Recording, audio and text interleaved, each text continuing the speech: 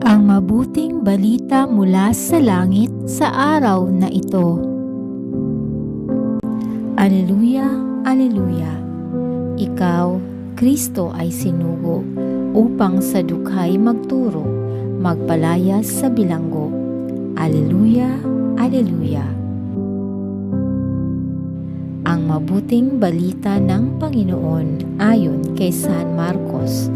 Pinupuri ka namin, Panginoong Hesukristo.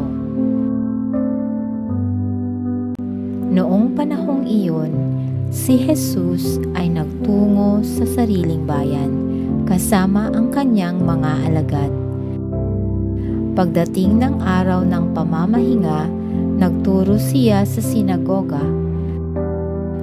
Nagtaka ang maraming nakarinig sa kanya at nagtanong, saan niya nakuha ang lahat ng iyan?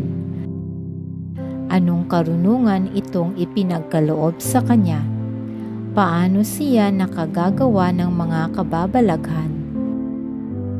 Hindi ba ito ang karpinterong anak ni Maria at kapatid ni Santiago, Jose, Judas at Simon? Dito nakatira ang kanyang mga kapatid na babae, hindi ba? At siya'y ayaw nilang kilanlin. Kaya't sinabi ni Jesus sa kanila, ang propeta'y iginagalang ng lahat, liban lamang ng kanyang mga kababayan, mga kamag-anak at mga kasambahay. Hindi siya nakagawa ng anumang kababalaghan doon, maliban sa pagpapatong ng kanyang kamay sa ilang may sakit, upang pagalingin ang mga ito.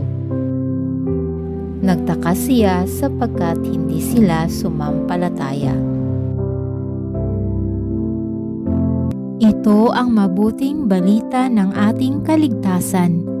Papuri sa Diyos.